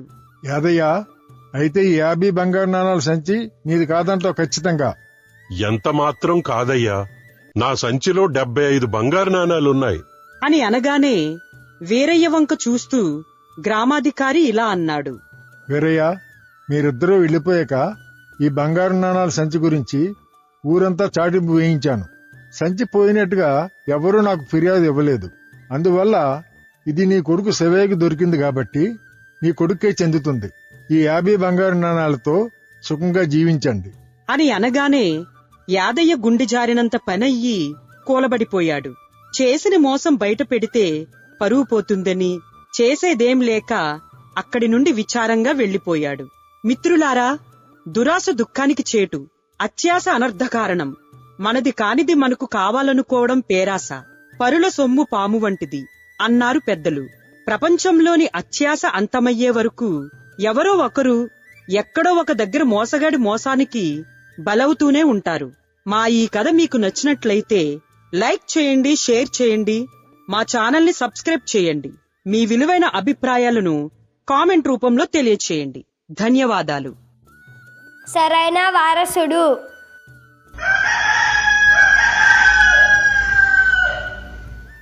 వసంత నగరాన్ని పాలించే రాజు వీరేంద్ర భూపతి. అతని భార్య మాలినీదేవి. వీరేంద్ర భూపతి మంచి పాలనాధ్యక్షుడుగా పేరు తెచ్చుకున్నాడు. అతని ప్రస్తుత పాలనలో ప్రజలు సుఖ సంతోషాలతో ఆనందంగా జీవిస్తూ ఉంటారు. మహారాజుకి 3 కుమారులు. వారి పేర్లు విరాటవర్మ, శ్రీకరవర్మ, సంతోషవర్మ. 3 యుక్త వయస్కులయ్యారు. రాజ్యపాలనకు కావాల్సిన విద్యాబుద్ధులన్నీ నేర్చుకున్నారు. కత్తి యుద్ధం, మల్ల యుద్ధం, గుర్రపు స్వారీ ఇత్యాది రాజరికపు కళలన్నీ అభ్యసించారు. అయితే వీరేంద్ర భూపతికి వయోభారం వలన రాజ్యపాలన కష్టం కాసాగింది. కొడుకులలో ఒకరికి పట్టాభిషేకం చేయాలని నిర్ణయించుకున్నాడు. కాని ఎవరిని రాజుగా ప్రకటించాలి? 3 ఏ ఒక్కరిని రాజుగా చేసినా మిగిలిన 2 తిరుగుబాటు చేసే అవకాశాలున్నాయి. ఎందుకంటే రాజ్యకాంక్ష, పదవీ వ్యామోహం అలాంటివి. పోనీ 3 రాజులుగా ప్రకటిద్దామంటే రాజ్యం ఖచ్చితంగా 3 ముక్కలవుతుంది. ఒక వరలో 2 కత్తులే ఇమిడే అవకాశం లేనప్పుడు 3వ కత్తి ఎక్కడిది? ఏం చెయ్యాలో అర్థం కాక విచారవదనంతో ఏకాంత మందిరంలో కూర్చున్న మహారాజును చూసి భార్య మాలినీదేవి ఇలా అంది. మహారాజా, ఏమిటిది? వేళకాని వేళ ఏకాంత మందిరంలో విచారవదనంతో కూర్చున్నారు. ఏదైనా రాచరికపు సమస్య లేక వ్యక్తిగత సమస్య? రాచరికపు సమస్యే కాని చాలా పెద్ద సమస్యే మహారాణి. అనగానే మాలినీదేవి మహారాజుతో ఇలా అంది. ఆ సమస్యకు నేనేమైనా పరిష్కారం చెప్పగలనా మహారాజా? మిమ్మల్ని అంతగా మనోవ్యాకులతకు గురిచేస్తున్న ఆ సమస్య ఏమిటి? చెప్పండి మహారాజా. అప్పుడు మహారాజు ఇలా అన్నాడు. ఏం లేదు మహారాణి, నాకు వయసు మీద పడి రాచకార్యాలను సరిగ్గా నిర్వహించలేకపోతున్నాను. అందువలన మన 3 కుమారులలో ఒకరికి రాజ్యపాలన బాధ్యత అప్పగించి ఇక నేను విశ్రాంతి తీసుకోవాలనుకుంటున్నాను. అయితే నా తదనంతరం ఎవరిని రాజును చెయ్యాలా అనేదే నాకు అర్థం కావడం లేదు. అదే పెద్ద సమస్యగా వేధిస్తున్నది. అనగానే మహారాజు మాటలకు మహారాణి ఇలా అంది. దానికి అంతలా తలబద్దులు కొట్టుకుని ఆలోచించవలసినది ఏమున్నది మహారాజా? రాజవంశపు ఆచారం ప్రకారం పెద్ద కుమారునికే రాజ్య పట్టాభిషేకం చేయాలి కదా. మన పెద్ద కుమారుడు విరాటవర్మకే రాజ్యాధికారం అప్పగించండి. ఇందులో ఎటువంటి ఇబ్బంది లేదు కదా. అప్పుడు మహారాజు రాణితో ఇలా అన్నాడు. మీ మాటతో నేను ఏకీభవించను మహారాణి. నేను వారసత్వాలను అంగీకరించను, ప్రోత్సహించను. నాకు నా రాజ్య ప్రజల శ్రేయస్సే ముఖ్యం. ప్రజలను సమర్థవంతంగా పాలించేవాడే రాజు కావాలి. నా 3 కుమారులలో అందుకు ఎవరు సమర్థులో నేను పరీక్షించాలి. అప్పుడు రాణి ఆశ్చర్యంగా ఇలా అడిగింది. అన్నదమ్ముల మధ్య పరీక్ష? అన్నదమ్ముల మధ్య కాదు, రాజ్యానికి కాబోయే రాజు అభ్యర్థుల మధ్య పరీక్ష. ఏం పరీక్ష పెడతారు మహారాజా? కత్తి యుద్ధమా, మల్ల యుద్ధమా, కుస్తీ పోటీనా, లేక గుర్రపు స్వారీలో పరీక్షనా? అవేవి కాదు మహారాణి. వాళ్ళ మేధస్సుకు యుక్తికి పరీక్ష పెడుతున్నాను. ఏం పరీక్ష పెడతారు మహారాజా? రేపు మీ సమక్షంలోనే చెప్తాను ఆ పరీక్ష ఏంటో. మరుసటి రోజు మహారాణి ఉండగానే తమ ఏకాంత మందిరానికి 3 కొడుకులను పిలిపించి వారిని చూస్తూ మహారాజు ఇలా అన్నాడు. నాయనలారా, నాకు వయసు మీరిపోతున్నది కనుక రాజ్యపాలన నుండి తప్పుకుని మీలో ఒకరికి రాజ్యపాలనా భారాన్ని అప్పగించాలనుకుంటున్నాను. అయితే రాజ్యపాలన ఎవరు సమర్థవంతంగా చెయ్యగలరో వారికే సింహాసనం దక్కుతుంది. అందుకోసం మీ ముగ్గురికి ఒక పరీక్ష పెట్టదలుచుకున్నాను. అనగానే పెద్ద కుమారుడు విరాటవర్మ ఇలా అన్నాడు. ఏం పరీక్ష తండ్రి గారు? కత్తి యుద్ధమా, మల్ల యుద్ధమా? అవేమీ కాదు, సులభమైన పరీక్ష పెడుతున్నాను. ముగ్గురు నాతో రండి. అని రాజు 3 కొడుకులతో సహా రాజభవనంలోకి ఖాళీగా ఉన్న 3 గదుల దగ్గరకు తీసుకువెళ్లాడు. ఆ 3 గదులను చూసి 2వ కొడుకు శ్రీకరవర్మ ఇలా అడిగాడు. ఈ 3 గదులలో మా ముగ్గురిని కూర్చోబెట్టి ప్రశ్నాపత్రాలు ఇస్తారా తండ్రి? అప్పుడు మహారాజు ఇలా అన్నాడు. కంగారు పడకండి నాయన్లారా. తినబోతూ రుచి గురించి ఎందుకు? మీ ముగ్గురికి ఒక్కొక్కరికి 100 బంగారు నాణాలు ఇస్తాను. ఆ 100 బంగారు నాణాలతో ఎవరు గదిని వారు పూర్తిగా నింపాలి. మీరు వ్యాపారమే చేస్తారో వ్యవసాయమే చేస్తారో నాకు అనవసరం. ఆ నాణాల విలువతో ఎవరి గది వాళ్లు పూర్తిగా నింపాలి. మీకు రేపటి నుండి 1 రోజుల సమయం ఇస్తున్నాను. అలా ముగ్గురిలో ఎవరు తమ గదిని పూర్తిగా నింపుతారో వారే నా తరువాతి మహారాజు. వారికే నేను రాజ్య పట్టాభిషేకం చేస్తాను. ఇది ఎవరికి వారే పూర్తి చేయాల్సిన పరీక్ష అని మహారాజు ముగ్గురికి 100 బంగారు నాణాలు ఇచ్చాడు. మహారాణి రాజువంక ప్రశ్నార్థకంగా చూసి ఇలా అడిగింది. ఇదేం పరీక్ష మహారాజా? ఇదే అసలైన వారసుని కోసం సరైన పరీక్ష. 1 రోజుల తర్వాత మీకే తెలుస్తుంది అని అంటూ రాజు కొడుకులతో ఇలా అన్నాడు. సరిగ్గా 1 తర్వాత ఈ 3 గదులను నేను పరీక్షిస్తాను. ఎవరు గది ఖాళీ లేకుండా పూర్తిగా వారు సంపాదించిన వస్తువులతో నిండిపోయి ఉంటుందో వారే విజేతలు. ఇక వెళ్ళండి, వెళ్ళి మీ ప్రయత్నాలు ప్రారంభించండి అని రాజు రాణి అక్కడి నుండి వెళ్లిపోయారు. 3 రాజకుమారులు కూడా బంగారు నాణాలు తీసుకుని తలో దిక్కుకు బయలుదేరారు. పెద్దవాడైన విరాటవర్మ పడమటి దిక్కుగా ప్రయాణమై ఒక ఊరి చివర పాడుబడిన భవనం దగ్గరకు వచ్చి ఎదురుగా ఉన్న చెట్టు క్రింద కూర్చుని ఇలా ఆలోచించసాగాడు. ఈ 100 బంగారు నాణాలతో తండ్రి గారు చూపించిన గది నిండుగా చెయ్యాలంటే ఏం చేస్తే ఈ నాణాలు అంత రెట్టింపవుతాయి? ఈ పోటీలో నెగ్గడం ఎలా అని తీవ్రంగా ఆలోచిస్తుండగా అటుగా ఒక వ్యక్తి వస్తూ కనపడ్డాడు. ఆ వ్యక్తిని చూసిన విరాటవర్మ ఇలా అన్నాడు. అయ్యా, మీకు వందనాలు. ఒక్క నిమిషం మీతో మాట్లాడాలి. వందనాలు. ఏంటో చెప్పండి. నాకు చిన్న సలహా కావాలి. వెంటనే ఆ వ్యక్తి విరాటవర్మ వంక చూస్తూ ఇలా అన్నాడు. సలహానా? దానికి కొంచెం ఖర్చవుద్ది. ఖర్చా? దేనికి? ఊరికే నీతో మాట్లాడడానికి నాకు పని లేదనుకున్నావా? సలహా అడిగావు కదా, దానికే ఖర్చవుద్దంటున్నా. అనగానే విరాటవర్మ తన దగ్గర ఉన్న బంగారు నాణాలలోంచి ఒక నాణెం తీసి ఆ వ్యక్తికి ఇచ్చాడు. ఆ వ్యక్తి ఆ బంగారు నాణాన్ని తీసుకుని ఇలా అన్నాడు. అబ్బో, బంగారు నాణమే! దీంతో చాలా పైకం సంపాదించవచ్చును. అనగానే విరాటవర్మ ఆ వ్యక్తిని ఇలా అడిగాడు.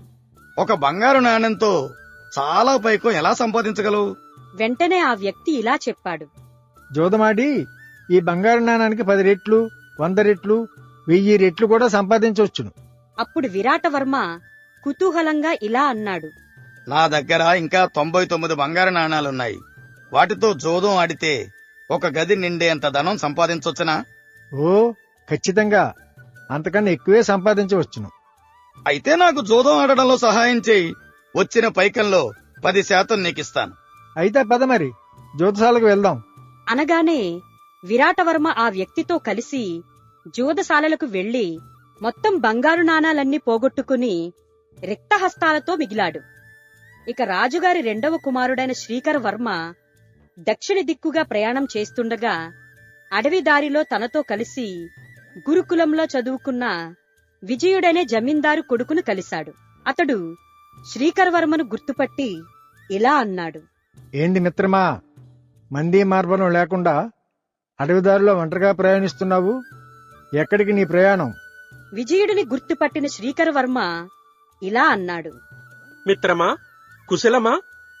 ఏం లేదు మిత్రమా, మా తండ్రి రాజ్యసింహాసనం కోసం పరీక్ష పెట్టాడు అని జరిగిన విషయమంతా చెప్పి ఇలా అన్నాడు. 100 బంగారు నాణాలతో ఏం ఖరీదు చేస్తే గది మొత్తం నిండుతుందా అని అన్వేషిస్తూ వెళ్తున్నాను. నేను మా అన్నదమ్ములు ముగ్గురికి పెట్టిన పరీక్షలో నెగ్గాలంటే 100 బంగారు నాణాలతో గది నిండే వస్తువులను తెలుసుకుని వాటితో గదిని నింపాలి మిత్రమా అని చెప్పగానే విజయుడు నవ్వి ఇలా అన్నాడు. రాజకుమారుడువై ఇంత మందబుద్ధివయ్యావేలా? అనగానే ఆశ్చర్యంగా విజయుడి వంక చూస్తూ శ్రీకరవర్మ ఇలా అడిగాడు. ఏమంటున్నావు మిత్రమా? నాకు అర్థం కాలేదు. లేకుంటే ఏంటి మిత్రమా, నీ తండ్రి గారు ఫలానా వస్తువులతో గది నింపమని గాని, ఇచ్చిన బంగారు నాణాలు పెంచి గది నిండా బంగారు నాణాలు నింపమని గాని చెప్పలేదు కదా? అవును, చెప్పలేదు. ఆ బంగారు నాణాలతో గది నిండేలా ఏదైనా చెయ్యొచ్చు కదా. 100 బంగారు నాణాలతో సగం కూడా ఖర్చు చేయకుండా గదిని పూర్తిగా నువ్వు నింపొచ్చు. ఎలా మిత్రమా? ఈ అడవిలోని ఆకులు, అలములు, చెత్తా చెదరంతో గదిని పూర్తిగా నింపు. పరీక్షలో విజయం నీదే. అనగానే శ్రీకరవర్మ ఆనందంగా ఇలా అన్నాడు. ధన్యవాదాలు మిత్రమా, మంచి సలహా ఇచ్చావు. నీవు చెప్పినట్లుగా చేసి పరీక్షలో నేనే విజేతనవుతాను అని శ్రీకరవర్మ తన గది నిండా పనికిరాని చెత్తా చెదారం నింపి ధీమాగా ఉన్నాడు. ఇక మూడవ వాడైన సంతోషవర్మ తూర్పు దిశగా ప్రయాణిస్తూ ఒక కొండ చర్యను దాటుతూ కొంత దూరంలో కనిపించిన పచ్చని ప్రశాంతమైన వాతావరణంలో ఉన్న గుడి ప్రాంగణంలోకి ప్రవేశించాడు. అది చాలా పురాతనమైన శివాలయం. అక్కడ శివలింగం ఎదురుగా అఘోరా లాంటి వ్యక్తి ఒకరు ధ్యానముద్రలో కూర్చుని ఉన్నాడు. ఆ శివాలయం అరుగు మీద కూర్చుని సంతోషవర్మ ఇలా అనుకున్నాడు. ఏమిటిది? గమ్యం లేని నా ప్రయాణం ఎటువైపు? తండ్రి గారిచ్చిన 100 బంగారు నాణాలతో గదంతా నింపగల వస్తువులు ఏం దొరుకుతాయి? ఈ పరీక్షలో గెలవడం ఎలా అని అనుకుంటుండగా అటుగా వెళ్తున్న 2 బాటసారులను ఒక దొంగ కత్తితో అటకాయించాడు. అది చూసిన సంతోషవర్మ ఆ దొంగతో కలబడి ఆ బాటసారులని ఆ దొంగ బారి నుండి కాపాడాడు. దానికి వారు సంతోషవర్మకి కృతజ్ఞతలు తెలుపుకొని అక్కడి నుండి బయలుదేరారు. అప్పుడు ధ్యానంలో ఉన్న అఘోరా కళ్ళు తెరిచి ఉన్నాడు. సంతోషవర్మ అఘోరాకి నమస్కరిస్తూ ఇలా అన్నాడు. నాకు సమస్య ఉంది, దానికి మీరే పరిష్కారం చెప్పాలి. అంటుండగా అఘోరా ఇలా అన్నాడు. నాకంతా తెలుసు నాయనా. నీ సాహసాన్ని కల్లారా చూశాను. ఒక రాజుకు ఉండాల్సిన లక్షణాలు నీలో పుష్కలంగా ఉన్నాయి. మనిషి ధైర్యంగా ఉండడమే విజయం. నీ మనసు గదిని సుగంధభరితం చేసుకుని వెలుగు నింపుకో. నీ సమస్యకు పరిష్కారం దొరుకుతుంది. అర్థం కాలేదు స్వామి.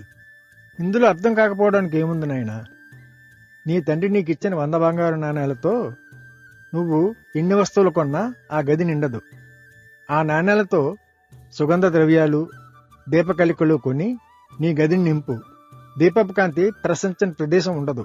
వెళ్ళు, విజయం నీదే అని అఘోరా దీవించగానే సంతోషవర్మ అఘోరాకి నమస్కరించి అక్కడి నుండి ప్రయాణమై 100 బంగారు నాణాలలో కొంత సొమ్ముతో సుగంధ ద్రవ్యాలు, కొవ్వొత్తులు కొని తన గదిలో నింపాడు. మహారాజు వీరేంద్ర భూపతి పెట్టిన 1 రోజుల గడువు అయిపోయింది. తను పెట్టిన పరీక్షలో ఎవరు నెగ్గారో తెలుసుకోవడానికి వారికి తను కేటాయించిన గదుల దగ్గరికి వచ్చాడు. ముందుగా పెద్ద కొడుకు విరాటవర్మ గదిని చూశాడు. ఖాళీగా ఉంది. అది చూసిన మహారాజు ఇలా అడిగాడు. ఏమయ్యింది విరాటవర్మ? మీరిచ్చిన 100 బంగారు నాణాలను 100 చేసి గదిని నింపాలని జోదం ఆడాను తండ్రి. కాని మొత్తం పోయింది. అంటే నిన్ను రాజును చేస్తే ధర్మరాజులా జోదంలో ఓడి రాజ్యాన్ని పరాయి రాజుల పాలు చేస్తావన్నమాట. నువ్వు రాజుగా అనర్హుడివి అని రెండవ కొడుకు శ్రీకరవర్మ గదిని చూశాడు. గదంతా చెత్తతో నిండి దుర్గంధం వస్తుంది. అది చూసి మహారాజు ఇలా అన్నాడు. నిన్ను రాజును చేస్తే రాజ్యాన్ని భ్రష్టు పట్టించి దుర్గంధభరితం చేస్తావన్నమాట. రాజుగా నువ్వు కూడా అనర్హుడివే అని మూడవ వాడైన సంతోషవర్మ గది దగ్గరకు వెళ్లి తలుపులు తెరవగానే గప్పున అద్భుతమైన సుగంధ పరిమళం మనసుకు తాకింది. గది నిండా కాంతులు వెదజల్లుతూ కొవ్వొత్తులు వెలుగుతున్నాయి. అది చూసి మహారాజు ఇలా అన్నాడు. నా తదుపరి ఈ రాజ్యానికి కాబోయే మహారాజు సంతోషవర్మ. నేను పెట్టిన ఈ పరీక్షలో సంతోషవర్మ నెగ్గాడు. తను ఎల్లప్పుడూ రాజ్యాన్ని ఆహ్లాదభరితంగానూ సుఖ సంతోషాలతోనూ ఉంచగలడు అనగానే అందరూ రాజాజ్ఞని శిరసావహించారు. మిత్రులారా, వారసత్వం అనేది హక్కు కాదు, ఒక అర్హత. రాజ్యానికైనా ప్రస్తుత సమాజానికైనా సమర్థవంతుడే వారసుడు గాని నాయకుడు గాని కావాలి. అప్పుడే ప్రజలు బాగుంటారు. అలాంటి సమర్థవంతుల్ని రాజులను చేద్దాం. మా ఈ కథ మీకు నచ్చినట్లయితే లైక్ చేయండి, షేర్ చేయండి, సబ్స్క్రైబ్ చేయండి. మా ఛానల్ని తప్పకుండా సబ్స్క్రైబ్ చేయండి. మీ విలువైన అభిప్రాయాలను కామెంట్ రూపంలో తెలియచేయండి. ధన్యవాదాలు. ఓ స్నేహితుని కథ. అనగనగా ఒక గ్రామంలో రంగయ్య అనే వ్యాపారి ఉండేవాడు. అతని భార్య సీతాలు. అతను రకరకాల వ్యాపారాలు చేసి బాగానే సంపాదించాడు. ఒకరోజు అతని భార్య సీతాలుతో ఇలా అన్నాడు. నేను వ్యాపారం పని మీద బుక్క సముద్రం వెళ్తున్నాను. దారిలో రాయదుర్గంలోని మిత్రుడు సీతయ్యను చూసి రావడానికి 2 రోజులు పట్టవచ్చు. మన వ్యాపారం, వ్యవసాయం, వ్యవహారాలన్నీ పనివాళ్లతో చేయిస్తూ జాగ్రత్తగా చూసుకో అనగానే సీతాలు ఇలా అంది. ఎక్కడి పనులక్కడ చేయటానికి పనివాళ్లున్నారు కదా, నువ్వేం కంగారు పడకు. సరేగాని నువ్వు నిజంగా వ్యాపారం పని మీద బుక్క సముద్రం వెళ్తున్నావా, లేకపోతే ఎప్పటినుంచో కలవాలనుకుంటున్నా మీ స్నేహితుడితో 2 రోజులు గడపటానికి పోతున్నావా? సీతాలు, నీతో అబద్ధం చెప్పే పనేముంది? స్నేహితుని చూడడానికే వెళ్తున్నాను అంటే నువ్వు కాదంటావా? నిజంగానే బుక్క సముద్రంలో పనుండే వెళ్తున్నాను. వాడుంటున్న ఊరు రాయదుర్గం దారిలోనే కదా. వాడిని పలకరించి కాసేపు ముచ్చటించి వాడు బలవంతం చేస్తే 1 పూట ఉండి వస్తాను. సరేనా? సరేగాని ఇప్పుడు మీ స్నేహితుడు ఆర్థిక పరిస్థితి ఎలా ఉందో?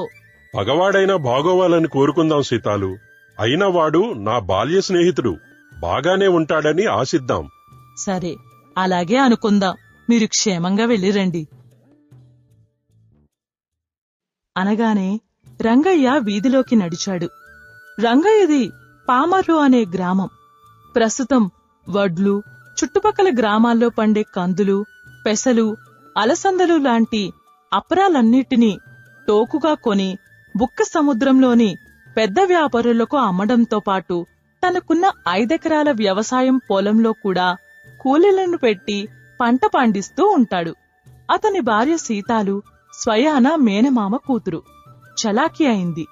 రంగయ్య వ్యాపారం పని మీద బుక్క సముద్రం వెళ్లినప్పుడల్లా అంతా సీతాలే చూసుకుంటుంది.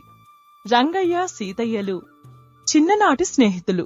రాయదుర్గంలో ఉండే సీతయ్య, పామరులో ఉండే రంగయ్య చదువుకునే రోజుల్లో బుక్క సముద్రంలోని పూటకోళ్ల వాళ్ళ ఇంట్లో ఉంటూ 7వ తరగతి వరకు చదువుకున్నారు. తర్వాత తండ్రి చనిపోవటంతో రంగయ్య పామరు వచ్చి తండ్రి చేసే వ్యాపారం, వ్యవసాయం అందిపుచ్చుకుని తల్లి కోరిక మేరకు మేనకోడలైన సీతాలుని పెళ్లి చేసుకున్నాడు. తరువాత ఏదో 1-2 సార్లు బుక్క సముద్రంలోనే రంగయ్య, సీతయ్యలు కలుసుకున్నారే తప్ప సీతయ్య ఏం చేస్తున్నాడు, ఎలా ఉన్నాడు అన్న వివరాలేవి రంగయ్యకి తెలీదు. రాయదుర్గంలో ఉంటున్నాడు అన్న ఒక్క విషయం తప్ప సీతయ్యను చూసి చాలా ఏళ్లైంది. అందుకే ఈసారి ఎలాగైనా సీతయ్యను కలుసుకుని వెళ్లాలనుకున్నాడు రంగయ్య. అదే హుషారు ఆనందంతో ప్రయాణిస్తున్నాడు రంగయ్య. రంగయ్యతో పాటు ప్రయాణిస్తున్న అదే ఊరివాడైన ఎల్లయ్య రంగయ్యను చూసి ఇలా అన్నాడు. ఏంటి రంగయ్య, ఇవాళ చాలా సంతోషంగా కనిపిస్తున్నావు. నీకు వ్యాపారంలో పెద్దగా లాభాలు వచ్చే అవకాశం ఏమైనా తగిలిందా? ఏమీ లేదు పుల్లయ్య. 5 సంవత్సరాల తర్వాత నా స్నేహితుణ్ణి కలవబోతున్నాను. నువ్వింత ఆనందంగా వెళ్తున్నావు, కానీ నీ స్నేహితుడు నిన్ను గుర్తుపడతాడంటావా? తప్పకుండా గుర్తుపడతాడు. మా స్నేహం అలాంటిది. ఒకవేళ వాడు గుర్తుపట్టలేకపోయినా నేను గుర్తు చేసి గట్టిగా ఆలింగనం చేసుకుంటాను. చూడు ఎల్లయ్య, ఈ సృష్టిలో అన్నింటికన్నా తీయనిది స్నేహమే. మంచి స్నేహితులు ఉన్నవాడు ధనవంతుడి కన్నా గొప్పవాడు. అంతేలే రంగయ్య, నువ్వన్నది నిజమే. సరే, నీ చిరకాల మిత్రుడు నువ్వు కలుసుకొని ఆనందంగా గడపాలని కోరుకుంటున్నా. నేను ఈ పక్క ఊరు పల్లిపాడు వెళ్తున్నా, వస్తా మరి అని రంగయ్యకి చెప్పి ఎల్లయ్య వేరే దారిలో వెళ్లిపోయాడు. రంగయ్య ప్రయాణం చేసి పొద్దుగూకే వేళకి రాయదుర్గం చేరుకున్నాడు. అక్కడ 3-4 అడిగితే సీతయ్య ఉంటున్న ఇంటికి దారి చెప్పారు. ముందుకు వెళ్లి సీతయ్య ఉంటున్న ఇంటిని చూసి రంగయ్య ఆశ్చర్యపోయాడు. అది ఒక చిన్న పూరి గుడిసె. విశాలమైన స్థలంలో కట్టిన చాలా పాతకాలం నాటి గుడిసె. అది చూసి రంగయ్య మనసులో ఇలా అనుకున్నాడు. ఇది సీతయ్య ఉంటున్న ఇల్లేనా, లేక ఊరివారు తప్పు చిరునామా చెప్పారా? ఎందుకైనా మంచిది, ఒకసారి పిలిచి చూద్దాం. సీతయ్యదే అయితే తానే బయటికి వస్తాడు అనుకుని రంగయ్య ఇలా పిలిచాడు. సీతయ్యా, సీతయ్యా అని లోపల ఉన్న వాళ్లకి వినపడేలా గట్టిగా కేకవేగానే లోపల నుండి ఒక గొంతు ఇలా అడిగింది. ఎవరు? నేను రంగయ్యని సీతయ్య, నీ చిన్ననాటి మిత్రుణ్ణి. పామరు నుండి వస్తున్నాను అనగానే గుడిసె లోపల నుండి ఒక వ్యక్తి బయటకు వచ్చాడు. అతన్ని చూడగానే గాఢంగా ఆలింగనం చేసుకుంటూ రంగయ్య ఇలా అన్నాడు. ఎన్నాళ్ళయింది మిత్రమా నిన్ను చూసి? 5 సంవత్సరాలకు పైగా అయ్యింది. సీతయ్య కూడా రంగయ్యను గుర్తుపట్టి ఇలా అన్నాడు. అవును మిత్రమా, నువ్వన్నట్లు మనం బుక్క సముద్రంలో కలుసుకుని 5 సంవత్సరాల దగ్గరవుతుంది. ఎలా ఉన్నావు? ఏంటి సంగతి? బాగానే ఉన్నాను సీతయ్య. ఈ ఊరి మీదుగానే నెలకు 2 నెలలకు ఒకసారి నేను వ్యాపారం పని మీద బుక్క సముద్రం వెళ్తుంటాను. చాలాసార్లు అనుకున్నాను కాని కలిసే వీలు పడలేదు. నువ్వేంటి ఇంకా అలాగే ఉన్నావు? ఇల్లు కూడా కట్టుకోలేదా? ఈ 4-5 ఏళ్లలో మంచి ఇల్లు కట్టుకుని పెళ్లి చేసుకుని ఉంటావనుకున్నాను. నువ్వు అలాగే అనుకుంటావు కాని నాకున్న బరువు బాధ్యతలు అలాంటివి. నాకన్నా చిన్నవాళ్లు కన్నయ్య చిన్నయ్యలు, వాళ్ళు నీకు తెలియదులే. మనం విడిపోయాక వాళ్ల బాధ్యత కూడా నా మీదే పడింది. అవును, బయట మాట్లాడుతున్నాం, రా లోపలికి రా. సీతయ్య గుడిసెలోకి రంగయ్య కూడా లోపలికి నడిచాడు. రంగయ్య తమ్ముళ్ళిద్దరూ కన్నయ్య చిన్నయ్యలను చూసి పలకరించి రంగయ్య ఇలా అన్నాడు. సీతయ్య, తమ్ముళ్ళేం చేస్తున్నారు? సంపాదన ఏమిటి? ఏముంది మిత్రమా, మా ఇంటి వెనక మా తండ్రి కాలం నుండి వస్తున్న మామిడికాయ చెట్టు ఒకటి ఉన్నది. అది సంవత్సరం పొడుగునా కాస్తుంది. వాటిని కోసి అమ్మి ఇంటికి కావలసిన సరుకులు తెచ్చుకుంటాం. ఇంకా వెనక ఉన్న ఖాళీ స్థలంలో వీలైతే ఋతువుల ప్రకారం పండే కూరగాయలు వేస్తూ ఉంటాం అని తమ్ముడు కన్నయ్య వంక చూసి సీతయ్య ఇలా అన్నాడు. నువ్వు చెట్టు నుండి కొన్ని కాయలు బజారుకు తీసుకువెళ్లి వాటిని అమ్మి ఈ పూట వంటకు కావలసిన సరుకులు తీసుకుని వచ్చి వంట చెయ్యి. నా మిత్రుడు రాత్రికి మన ఆతిథ్యం స్వీకరించి పొద్దున వెళ్తాడు అనగానే వాళ్ల పరిస్థితి గ్రహించిన రంగయ్య ఇలా అన్నాడు. వద్దులే మిత్రమా, నేను వెళ్తాను. మళ్లీ వచ్చినప్పుడు ఒక పూట ఉంటానులే. అలా కుదరదు రంగయ్య. చాలా సంవత్సరాల తర్వాత ఈ మిత్రుణ్ణి చూడటానికి వచ్చావు. నీవు మా ఆతిథ్యం స్వీకరించాల్సిందే. అయినా నీ వెళ్లేది ఇంటికి కాదు కదా, రేపొద్దునే లేచి బుక్క సముద్రం వెళ్దూగాన్లే అని తమ్ముళ్ల వంక చూసి సీతయ్య ఇలా అన్నాడు. ఇంకా ఇక్కడే ఉన్నారేమిరా, తొందరగా వెళ్లి వంట ఏర్పాట్లు చూడండి అనగానే కన్నయ్య చిన్నయ్యలు అక్కడి నుండి వెళ్లిపోయారు. ఆ తర్వాత మిత్రులిద్దరూ చిన్ననాటి ముచ్చట్లు మాట్లాడుకుంటుండగా గంట గడిచింది. వంట సిద్ధం చేసి తమ్ముళ్లలో పెద్దవాడైన కన్నయ్య సీతయ్యతో ఇలా అన్నాడు. అన్నయ్య, భోజనం తయారైంది, మీరు వస్తే వడ్డిస్తాను. అదేంటి, అందరం కలిసి భోజనం చేద్దాం. నాకు మధ్యాహ్నం తిన్నదే సరిగ్గా అరగలేదు అనగానే చిన్నయ్య ఇలా అన్నాడు. నాకు మధ్యాహ్నం నుంచి కడుపులో బొత్తిగా బాగోలేదు. మీరు కానివ్వండి. అనగానే రంగయ్య గమనించాడు. వాళ్ళు మామిడికాయలు అమ్మగా వచ్చిన డబ్బులతో తెచ్చిన దినుసులు ఇద్దరికి మాత్రమే వండటానికి సరిపోయిందని. రంగయ్య సీతయ్య భోజనం ముగించి నిద్రకు ఉపక్రమించారు. నిద్రపట్టని రంగయ్య ఇలా ఆలోచించాడు. ఈ సీతయ్య అతని తమ్ముళ్ళిద్దరూ ఏ పని చేయకుండా ఏ రోజుకా రోజు ఆ మామిడి చెట్టు నుండి కాయలు కోసి అమ్మగా వచ్చిన డబ్బులతో సరుకులు తెచ్చుకొని వండుకు తిని పడుకుంటున్నారన్నమాట. ఆ చెట్టు మీద ఆధారపడి ఏ పనిపాటా చేయడం లేదని అర్థమవుతున్నది. నా బాల్యమిత్రుడు సీతయ్యకు ఏదైనా సహాయం చేయాలి. నా దగ్గర కావలసినంత ధనం ఉంది. ఆర్థికంగా సహాయం చేసి వ్యాపారం పెట్టిస్తే నిలుపుకుంటాడా? ఇంకెలా సహాయం చేయడం అని తీవ్రంగా ఆలోచించగా రంగయ్యకి ఒక ఆలోచన వచ్చింది.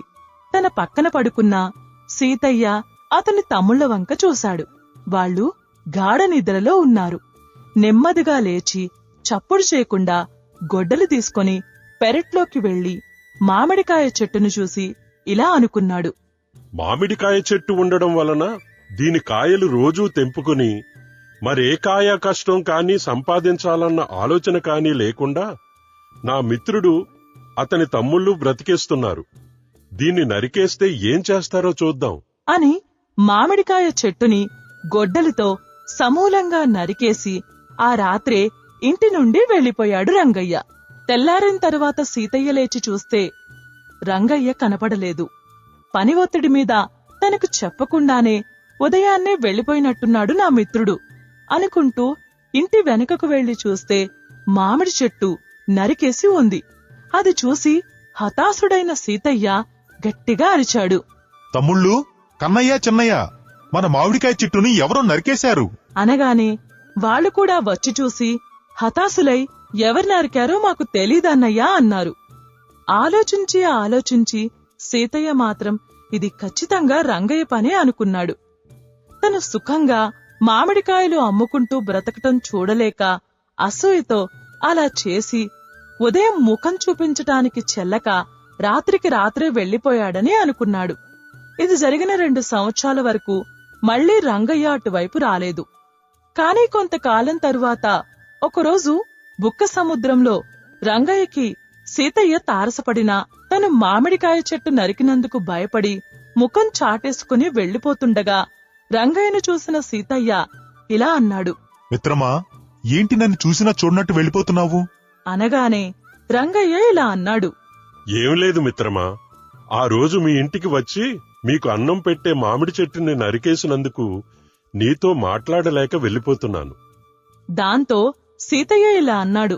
ఆనాడు నువ్వు మంచి పనే చేసావు మిత్రమా. చెట్టు వలన మేము ఏ ఇతర పని చేయకుండా ఇంత తిని బద్ధకంగా పడుకునేవాళ్లం. నువ్వు ఆ చెట్టు నరికేసి మా కళ్ళు తెరిపించి మా బద్ధకం వదిలించావు.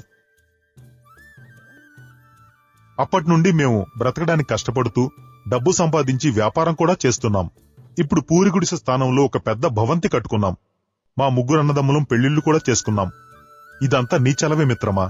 ఒకసారి నీ భార్యను తీసుకుని మా ఇంటికి రా, విందు చేసుకుందాం. నేను ఉన్నత స్థాయికి రావడానికి కారణమైనందుకు నీకు ధన్యవాదములు. మిత్రులారా, కూర్చొని తింటే కొండలైనా సరిపోవు అన్నారు పెద్దలు. ఏ పని చేయకుండా బద్ధకంగా పడుకుంటే మనిషి ఎదగలేడు, ఏదీ సాధించలేడు. చీమలు కూడా ఆహారం కోసం ఎంతో దూరం బారులు తీసి కష్టపడి వెళ్తాయి. మనిషి కూడా కష్టపడితేనే ఉన్నత శిఖరాలు సాధించగలడు. అవునంటారా? మా ఈ కథ మీకు నచ్చినట్లయితే లైక్ చేయండి, షేర్ చేయండి, సబ్స్క్రైబ్ చేయండి. మీ అభిప్రాయాలను కామెంట్ రూపంలో మాకు తెలియజేయండి. ధన్యవాదాలు.